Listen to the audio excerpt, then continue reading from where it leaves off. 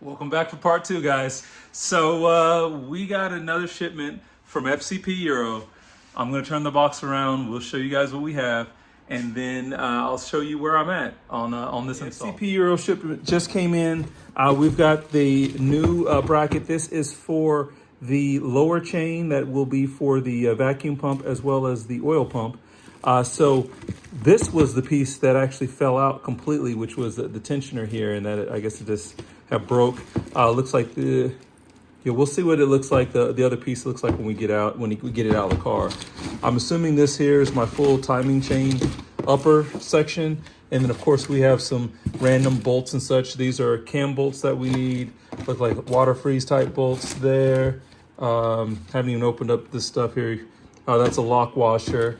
This is a new crankshaft bolt because that will have to be replaced. So yeah. So as you guys can see, the car is still in the air. It's been in the air for quite some time. But one thing that we will start working on is setting up the camshaft locking tool. That was another shipment that I have not opened up yet. So give me just a moment. I've got the tool sitting over here to the side. So let me open that up and we'll see what we got there. So there you see, we have the cam locking tool, as well as this is a flywheel locking tool right here.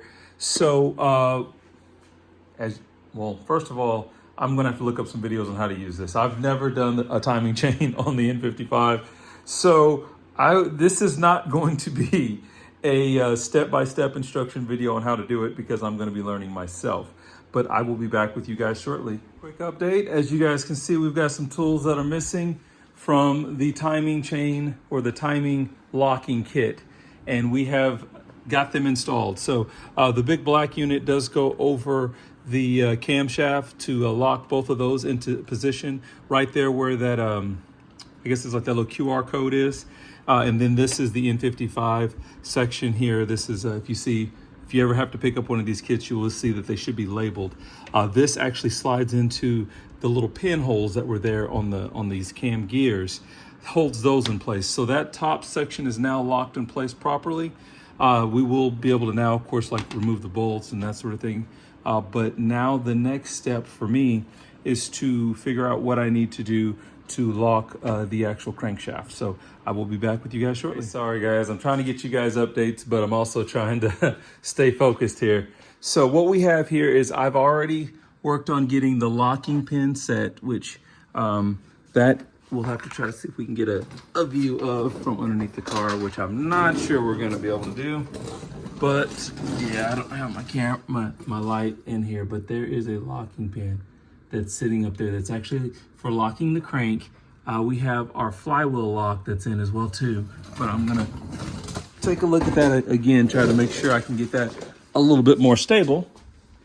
And then as far as in the engine bay, so we've already removed the freeze plugs. So there's a few of these. There's one right down here beside your, I guess where your typically your dampener goes. There's another one, as you can see, I've already got a tool, which is a T45 in here for that one. That's to pull that bolt out. I've also started to disconnect your Vanos solenoids because those have to be removed. So I've disconnected the connector. I think I'm gonna need a 10 millimeter to be able to pull those out. And then I believe there's also a sensor here for your Vanos, or not your Vanos, but your like camshaft type position sensor. I don't know what that one's actually referred to, if that's what it is or not, but we're gonna have to loosen those bolts and that way we can actually move those sensors out of the way too. So I'll be working on that here shortly. Once we do that, I will go ahead and loosen up. Well, one of the things I actually will need to do is break loose the crank bolt, which is gonna be fun. So my understanding is that is under a lot of tension. So we're gonna start working on that, especially since we do have the flywheel lock in place.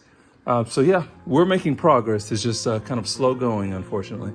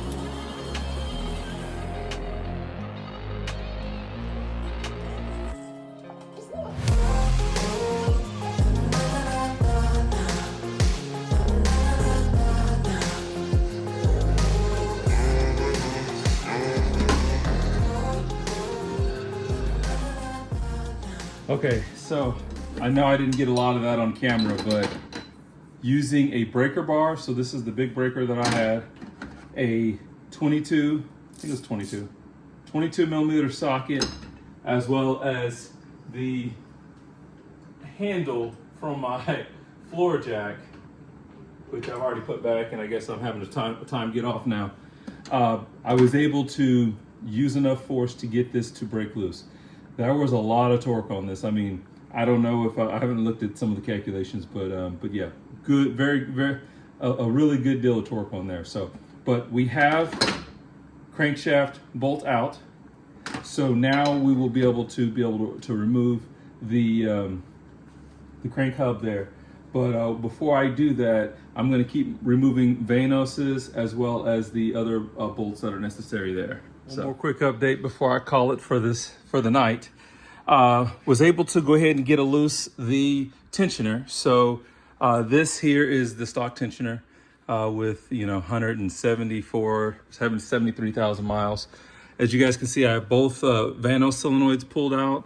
I also have the sensor for this camshaft here pulled out. I'm still working on this one. It's really hard to get to, so we'll see about that. But I did go ahead and break loose the bolts here for the camshaft, so I'm going to go ahead and remove this tool. Technically, this tool I think is mainly for when you're actually installing the camshaft, but I did not, when you're installing these sprockets, but I didn't want to inadvertently twist them or anything like that when removing, so that's the reason why I used it. And so yeah, getting some work done, but it's getting late, so I think I'm about to call it for the night, and I'll be back with you guys shortly. We are back at it today, guys. So let me pull underneath the car here real quick. I don't have it completely up in the air, but I just wanted to kind of show you what I've done so far. You see these bolts here?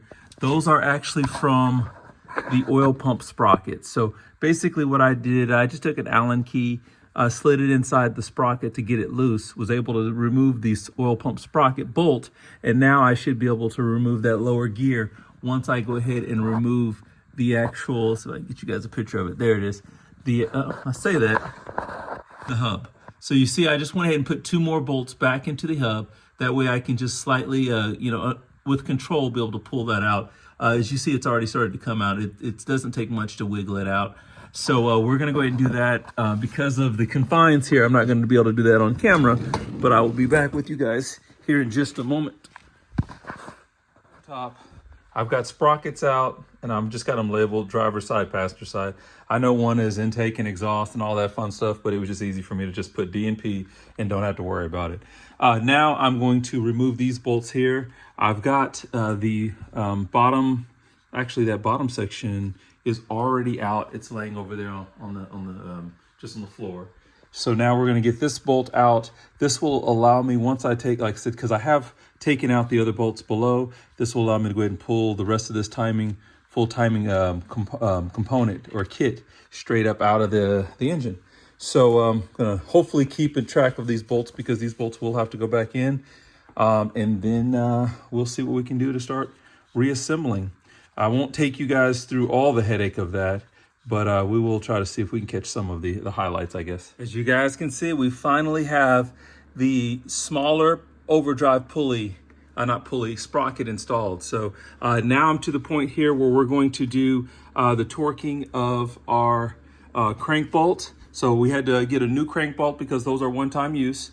We'll also go ahead and put in our tensioner, and tighten up our camshaft bolts. So I'll work on that. I'll be back with you guys here in a little bit. As you guys can see, guys, we're almost there. So we've got the valve cover back on. We've got all of our accessories, everything, the electric fans back in, all of our panels are back on. What you'll see is I had to go back in, take out all my spark plugs, disconnect the injectors, because now that we've done this type of work with the engine out, not the engine out, but the oil pan off, timing chain out, we want to make sure we prime this engine. So what I'm going to do now, again, with the injectors pulled, injectors disconnected, spark plugs out, makes it easier on the starter to just turn it over. We're going to turn it over for 3 times for about 10 seconds. So I know you guys probably don't want to be bored with that, but I'll bring you in real quick here, because the other thing that I've done is I've got my gauges up. And I want to be able to see oil pressure being built. So we're going to give this a shot now. Here we go.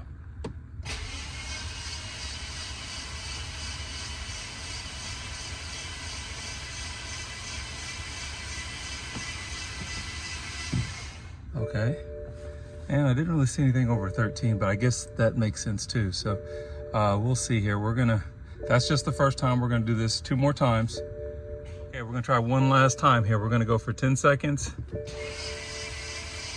There we go. Now I can see that oil pressure being built. Okay, so that tells me that I should be good now. I'm gonna go ahead and put my spark plugs in and connect my injectors, and I should be ready to fire it up. All right, guys, so everything's back together. We've gone through our priming. Now we're gonna go ahead and do our first start.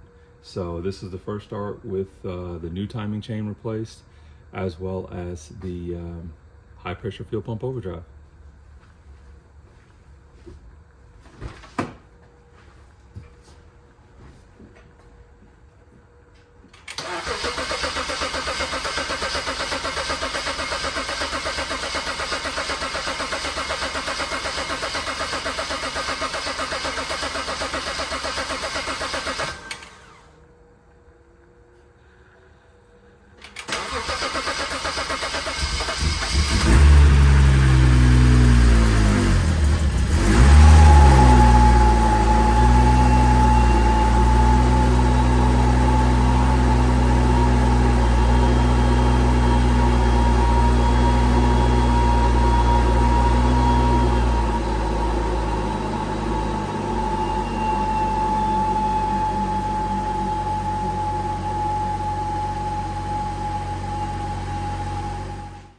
All right, now it's been a few weeks since we got the timing chain put in, as well as the high pressure overdrive.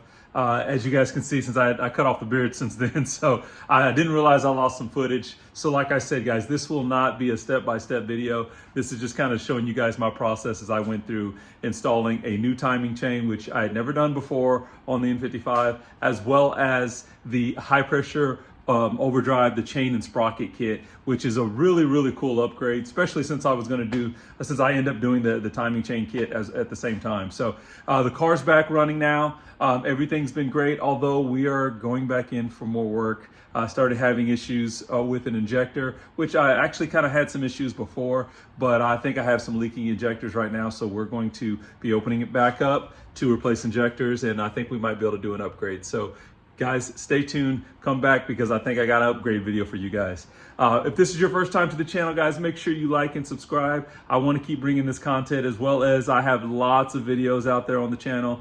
Some on the G05 here, this X5, but a lot of stuff on the F10. So make sure you guys are subscribers. Other than that, everyone be safe. We'll catch you guys in the next video.